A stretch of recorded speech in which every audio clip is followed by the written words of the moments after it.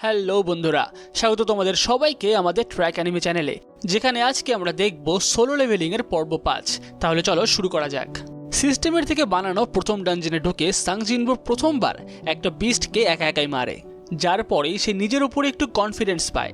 আর এখন সিস্টেমের মধ্যে তার লেভেলও বেড়ে যায়, তার লেভেল হয়ে যায় 2। আর একই সঙ্গে সে এটাও লক্ষ্য করে যে তার লেভেল বাড়ার সঙ্গে তার বাকি সব কিছুর লেভেলও বেড়ে গেছে, যেমন স্পিড, টেনাসিটি মানে দৃঢ়তা, সব কিছুরই। আর এখন সে নিজে নিজেই বলে, যখন আমি প্রত্যেক দিনের মিশনগুলো কমপ্লিট করি তখন আমাকে 3 পয়েন্ট করে দেয়, আর এখন একটা ম্যাজিক বিস্ট মারাতেই আমার লেভেল আপ হয়ে গেল, আর সব কিছুর স্ট্যাটেই এক এক করে বেড়ে গেল। তার মানে ম্যাজিক বিস্ট মেরেই হয়তো সবচেয়ে তাড়াতাড়ি লেভেল আপ করা যাবে।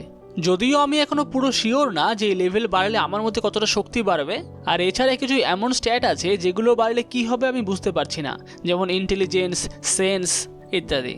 কিন্তু এদের মধ্যে সবথেকে সহজ বোঝা হলো স্ট্রেংথ। আমার স্ট্রেংথ এখন 20, আর আমি আগের থেকে নিজের মধ্যে একটু শক্তি তো অনুভব করতে পারছি। তার মানে কি এখন আমি আমার শক্তিকে বাড়াতে পারবো, আমি এখন লেভেল আপ করতে পারবো। কেননা কোনো হান্টার প্রথমবারে যা শক্তি পায় তারপরে সে যতই ট্রেনিং করুক সেটাকে আর বানানো যায় না। কিন্তু সাং জিনবো দেখতে পাচ্ছে যে তার পক্ষে এখন তার শক্তিকে বাড়ানো সম্ভব। এটাই হয়তো একমাত্র সুযোগ আরো শক্তিশালী হওয়ার। যাই হোক, এই সমস্ত কিছুক্ষণ ভেবে তারপরে সে ভাবে, আচ্ছা আমি যে একটা বিস্টকে মারলাম এর জন্য তো আমি কোনো ম্যাজিক জেমস পেলাম না কেন? সব বিস্টদেরই তো ম্যাজিক স্টোন হয়, তাহলে এটার থেকে পাওয়া গেল না কেন? হয়তো এরকম হতে পারে যে এই ম্যাজিক বিস্টগুলো আসল না, এটা হয়তো সিস্টেম বানিয়েছে শুধুমাত্র আমার জন্য। এই সিস্টেম গেমের মতো জিনিসটা আমাকে পুরো কন্ট্রোল করছে। আর এইখানে ম্যাজিক বিস্টদের মারার পর ম্যাজিক জেমস না পেয়ে আমি পাচ্ছি কিছু উল্টোপাল্টা জিনিস। ও, আর এখানে আমার সিস্টেমের মধ্যে শপও আছে, আমি এখানে জিনিসপত্র কিনতেও পারবো আবার বেচতেও পারবো। এই সময় সে শপের থেকে কিছু জিনিস কিনতে যায়, কিন্তু সিস্টেম তাকে দেখায় যে এই লেভেলে সে কোনো কিছু কিনতে পারবে না, অর্থাৎ তাকে আরও লেভেল আপ করতে হবে শপটা ওপেন করতে গেলে। যাই হোক, কিনতে না পারলেও এই ম্যাজিক বিস্টটাকে মেরে সে যে জিনিসটা পায় সেটাকে এই শপের মধ্যে বেচে দেয়, যার থেকে সে সিস্টেমের মধ্যে 20টা গোল্ড পায়। যেটা দেখে সে ভাবে 20 গোল্ড, আমি জানি না এটা আসল দুনিয়াতে কত টাকা হবে। যদিও এই ডানজনটা এই র্যাঙ্কের বিস্ট মেরে কত টাকাই বা আমাকে দেবে। যাই হোক, এখন আমার অনেক কাজ আছে, কেননা এই ডানজন বসকে না মারলেই আমি এই ডানজনের থেকে বেরোতে পারবো না। আরেকটা জিনিস ছিল না, টেলিপোর্টেশন স্টোন, কিন্তু ওটা তো আমার কাছে নেই, আমি জানি না ওগুলো কী করে কিনতে হয়। আর তাছাড়াও আমাকে এটা তাড়াতাড়ি শেষ করতে হবে, না হলে হয়তো আমি খাবারের অভাবেই মরে যাব। এটা যতই একটা র্যাঙ্কের ডানজন হোক, তবুও এর বসকে মারা আমার পক্ষে একটু মুশকিলই হবে। কিন্তু যদি বসের কাছে পৌঁছানোর আগে আমি আমার লেভেল অনেক বাড়িয়ে নিতে পারি, তাহলে আবার হয়তো বসের কাছে পৌঁছানোর আগে আমি মারাও যেতে পারি, জানি না কি হবে। আর এতক্ষণ ধরে এইখানে বসে এত কিছু ভাবার পর সে তার সামনে এখনই অনেকগুলো সেরকম বিস্ট ফ্যাংকে দেখতে পায়, যাদেরকে সে এক্ষুনি মারলো। আর সেই বিস্টগুলোকে দেখা মাত্রই সে তাদের সাথে লড়াই করার জন্য প্রস্তুত হয়ে যায়, আর নিজেকে বলে, ভয় পাওয়ার কিছু নেই, আমি অলরেডি একবার মরে আবার জীবন পেয়েছি, আর এই জীবনটাকে আমি আর ব্যর্থ হতে দেব না। এই বলে সে তার তরোয়াল নিয়ে সমস্ত বিস্টগুলোর দিকে দৌড়ে যায় আর তাদেরকে মারতে শুরু করে। এইবার সে খুব তাড়াতাড়ি 3-4টে বিস্টকে একবারে মেরে ফেলে, কিন্তু তার আশেপাশে আরও অনেকগুলো বিস্ট থাকে, আর তাদের সবার দিকে তাকিয়ে সে এখন বলে, আমাকে মারা অতই সোজা না, আমি তোমাদেরকে দেখাচ্ছি যে আমি কি করতে পারি। এই বলেই সে লড়াই শুরু করে। সে ওই একটা তরোয়াল দিয়ে সমস্ত বিস্টগুলোকে একটা একটা করে মারতে থাকে, আর একই সঙ্গে সে বলে, যতক্ষণ আমি বেঁচে আছি ততক্ষণ আমি আমার পুরো শক্তি দিয়ে লড়াই করব। আর এখন এই সমস্ত বিস্টগুলোকে মারতে মারতেই তার আরও 3বার লেভেল আপ হয়ে যায়, আর সে নিজের মধ্যে এখন আরও কনফিডেন্স পায়। সে নিজেই নিজেকে বলে, আমি আর লুকিয়ে থাকবো না, আমি যদি ওভাবেই লুকিয়ে থাকি তাহলে আমি আমার ভালোবাসার লোকগুলোকে বাঁচাতে পারবো না, আমাকে শক্তিশালী হতেই হবে, অনেক শক্তিশালী। আমি এই সিস্টেমের সমস্ত নিয়মগুলোকে ফলো করব, কারণ আমাকে শক্তিশালী হতেই হবে। আর এইভাবেই সে সেখানকার সমস্ত বিস্টগুলোকে মেরে ফেলে আর এগিয়ে যায় একটু ভেতরের দিকে। আর সেইখানে গিয়েও সে এরকম প্রায় 100টা বিস্টকে দেখতে পায়, কিন্তু এইবারও সে ভয় পায় না, সে তাদের সামনে চোখ তুলে দাঁড়িয়ে থাকে লড়াই করার জন্য। আর একই সঙ্গে আমরা এটাও দেখতে পাই যে সিস্টেম থেকে তাকে একটা নতুন নাম দেওয়া হয়, উলফ অ্যাসাসিন। সে এখন তার তরোয়ালের দিকে তাকিয়ে দেখতে পায় যে তার তরোয়ালটা অনেকটাই নষ্ট হয়ে গেছে, এই তরোয়ালটা ভাঙতে আর খুব বেশি সময় বেঁচে নেই। সেই সময় ভাবে 3 মিলিয়ন ওয়ান দিয়ে কেনা এই তরোয়ালটাও এইটুকুর মধ্যেই ভেঙে গেল। আর তার এখন মনে পড়ে সেও একবার একটা তরোয়াল কিনেছিল 5 লাখ ওয়ান দিয়ে, যেটাও প্রথম ডানজেনেই ভেঙে গিয়েছিল। তাই তারপর থেকে সে কোনোদিনও টাকা দিয়ে অস্ত্র কেনেনি, সেই সব সময় শুধুমাত্র তার হাত দিয়েই লড়াই করত। আর এরপরে আমরা দেখতে পাই সেই ভাঙা তরোয়ালটা দিয়ে সে সেখানকার সমস্ত বিস্টগুলোকে মেরে ফেলে। আর এতগুলো বিস্টকে মারার ফলে সে অনেক কিছুই পায়। সে পায় 34টা উলফ ফ্যাঙ্ক, 2খানা চাকু, একটা কোড এবং একটা টেলিপোর্টেশন স্টোন, যেইটাকে পেয়ে সে ভাবে আমি যতটা ভেবেছিলাম এইটাকে পাওয়া ততটাও মুশকিল না। আমি চাইলেই এখন এই ডানজন থেকে বেরিয়ে যেতে পারবো এটার ব্যবহার করে। তাহলে কি আমার এখন বেরিয়ে যাওয়াটাই ঠিক হবে? না, যদি আমি বেরিয়ে যাই তাহলে হয়তো আমি এইভাবে লেভেল আপ করার আর সুযোগ পাবো না। আমাকে এইখানে থেকে নিজের লেভেলকে আরও অনেক বাড়াতে হবে। কিন্তু যদি আমি এই টেলিপোর্টেশন স্টোনটাকে ব্যবহার করি তাহলে এই ডানজনটার কী হবে? এটাও কি শেষ হয়ে যাবে? আমি এই সিস্টেম আর ডানজনগুলোর ব্যাপারে এখনও অত কিছু জানি না। এই সিস্টেমটা আমাকে পুরোপুরি কন্ট্রোল করছে। যাই হোক, সে খুব বেশি কিছু বুঝতে না পারায় সেগুলো নিয়ে আর ভাবে না। আর টেলিপোর্টেশন স্টোনটাকে তার ইনভেন্টরিতে রেখে সে আরও বিস্টকে মারার জন্য এগিয়ে যায়। আর বিস্ট মারতে মারতে সে পরপর তার লেভেল আপ করতে থাকে। আর সে এটাও লক্ষ্য করে প্রত্যেকবার যখন তার লেভেল আপ হচ্ছে তারপর থেকে তার পক্ষে বিস্টগুলোকে মারাটা আরও অনেক সহজ হয়ে উঠছে।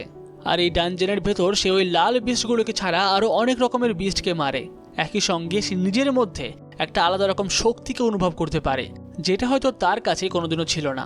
আর এখন সে এটাও লক্ষ্য করে যে এই ডানজেনের মধ্যে ম্যাজিক বিস্টগুলো এসেই যাচ্ছে, শেষ আর হচ্ছে না। সাধারণত কোনো ডানজেনে এত ম্যাজিক বিস্ট থাকে না। সে লক্ষ্য করে সমস্ত বিস্টগুলো তার কাছে একটা নির্দিষ্ট প্যাটার্নে আসছে। সে এখন ভাবে বাদরের মতো বিস্টগুলো তার কাছে ওপরের থেকে আসছে, আর বিড়াল অথবা নিকেলের মতো বিস্টগুলো তার পাশে থেকে আসছে।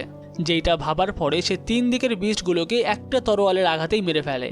একই সঙ্গে সে এটাও দেখতে পায় যে যেই ম্যাজিক বিস্টগুলো যত শক্তিশালী তার মাথার উপরে তার নাম লেখার রঙটাও সেই রকমই হয়। যদি কোনো বিস্টের ওপর সাদা রঙে লেখা থাকে তার মানে সেটা কম শক্তিশালী, একটু কমলা টাইপের মানে মিডিয়াম শক্তিশালী, আর যদি লেখাটা লাল রঙের হয় তার মানে সেটা সব থেকে শক্তিশালী। তার এই সময় মনে পড়ে একটু আগে যখন সে এই ডানজেনে ঢুকেছিল তখন এই লাল রঙের বীজগুলোর মাথায় কমলা রঙের লেখা ছিল, আর এখন সেটা সাদা হয়ে গেছে। তার মানে তার শক্তি অনেকটাই বেড়েছে। কিন্তু এই লেভেলেও তার পক্ষে এখানকার বসকে মারা কি একাই সম্ভব হবে? কেননা এখন সে যেই জায়গায় দাঁড়িয়েছিল সে বুঝতে পারছিল যে তার নিচেই ডানজন বস রয়েছে। সে এটাও বুঝতে পারে যে বস এখনও তার পক্ষে খুবই শক্তিশালী। সে এখন তার তরোয়ালের দিকে তাকিয়ে দেখতে পায় যে সেটার অবস্থাও খুবই খারাপ। সে যদি এখনও বাইরে দাঁড়িয়ে ওই সমস্ত ম্যাজিক বেসগুলোর সঙ্গে লড়াই করে তাহলে তার পক্ষে এই তরোয়াল দিয়ে পরে আর বসকে হারানো সম্ভব হবে না। আর এই সমস্ত কিছু মাথায় রেখে সে তার সিদ্ধান্ত নেয়। সে সিঁড়ি দিয়ে নিচে নামতে শুরু করে। নিচে নেমে সে দেখতে পায় সেই জায়গাটা জলে ভরে রয়েছে, আর সেইখানে প্রচুর শ্যাওলা জঙ্গল হয়ে রয়েছে। সে ভাবে এটা কি আসলেই সেই হ্যাবজিয়ং স্টেশন যেখানে আমি এসেছি? আর এখন সেই জলের মধ্যে থেকেই একটা বিশাল বড় সাপের লেজ এসে তাকে বাড়ি মারে, যেইটার থেকে সে ছিটকে পাশের দেয়ালে গিয়ে লাগে। আর একই সঙ্গে তার তরোয়ালটাও এই সময় ভেঙে দুটুকরো হয়ে যায়। যেইটা দেখে সে প্রথমে একটু ভয় তো পায়, কিন্তু তারপরে সে ভাবে না, আমি অনেকটা লেভেল আপ করেছি, এমনকি এখানকার বসের নামের রঙও আমি কমলা দেখতে পাচ্ছি, আমি একে ঠিকই মেরে ফেলবো। এই বলেই সে তার সেই ভাঙা তরোয়ালটাকে হাতে ধরেই এগিয়ে যায়। তার সামনে এত বড় একটা সাপ, যাকে দেখে সে ভয় পাচ্ছে না, বরঞ্চ সে এইটা ভাবছে যে এই সাপের খোলসটাকে তার তরোয়ালটা দিয়ে কাটা সম্ভব হবে না, আর সাধারণ ঘুষি মেরেও হয়তো এর কিছুই হবে না। কিন্তু তাকে এত কিছু ভাবার সময় সেই সাপটা দেয় না, সে সঙ্গে সঙ্গেই সাং জিনবুর উপরে অ্যাটাক করে। সাং জিনবু নিজেকে সেখান থেকে কোনোভাবে বাঁচিয়ে নেয়। সে এইটা বুঝতে পারে যে সাপের স্পিডটা খুবই বেশি, কিন্তু এখনও সে রাস্তা খুঁজতে থাকে এই সাপের খোলসটাকে কাটার জন্য। সে তার তরোয়াল দিয়ে কয়েকবার চেষ্টা করলেও তাতে কিছুই হয় না, বরঞ্চ আরও একবার সে সেই সাপের বাড়ি খেয়ে আহত হয়ে পড়ে। সে এখন ভাবে আমি এত লেভেল আপ করলাম তাও আমি এখন এই বসকে মারতে পারছি না, আমাকে আর কত লেভেল আপ করতে হবে। তার মনে পড়ে এর আগে সবাই থেকে কি বলতো, the weakest Hunter of all mankind, অর্থাৎ মানব জাতির সব থেকে দুর্বলতম হান্টার। কিন্তু সে এই নামটা থেকে মুক্তি পেতে চায়, তাই সে এখন সেই বসের সঙ্গে তার পুরো শক্তি দিয়ে লড়াই করতে থাকে, তার হাত আর সেই ভাঙা তরোয়ালটা দিয়েই। কারণ তার মাথাতে এখন একটা জিনিস থাকে, তাকে শক্তিশালী হতে হবে, অনেক শক্তিশালী। কারণ যখন কারো কাছে অনেক শক্তি থাকে তখনই তার সামনে মানুষেরা হাঁটু গেড়ে বসে পড়ে, যার উদাহরণ সে এর আগে সেই পাথরের মূর্তির ডানজেনেও পেয়েছে। তোমার সামনে তোমার বিরোধী যাই ব্যবহার করুক না কেন, তোমার যদি শক্তি থাকে তুমি কখনোই হারবে না। তাই আমাকে শক্তিশালী হতেই হবে। আমাকে কেউ কোনোদিনও পাত্তা দেয়নি, কারণ আমি দুর্বল। আর একই কারণে আমার সঙ্গে সবাই সবসময় বিশ্বাসঘাতকতাই করেছে। কিন্তু এখন থেকে আর না, এখন আমি আর পিছু সরে থাকবো না, আমাকে শক্তিশালী হতেই হবে। সে এই সময় তার পুরো শক্তি দিয়ে সাপের সঙ্গে লড়াই করে, কিন্তু তাও সে পেরে ওঠে না। সেই সাপটা আবারও তাকে বাড়ি মেরে পেছনের দেয়ালে ফেলে দেয়, আর তারপরেই তাকে খেয়ে ফেলতে যায়। কিন্তু সাং জিনবু উঠে সেখান থেকে নিজেকে বাঁচিয়ে নেয় আর বলে, এত তাড়াতাড়ি? ওই বড় পাথরের মূর্তিটা থেকে আমি যেরকম ভয় পেয়েছিলাম তার সামনে তুমি কিছুই না।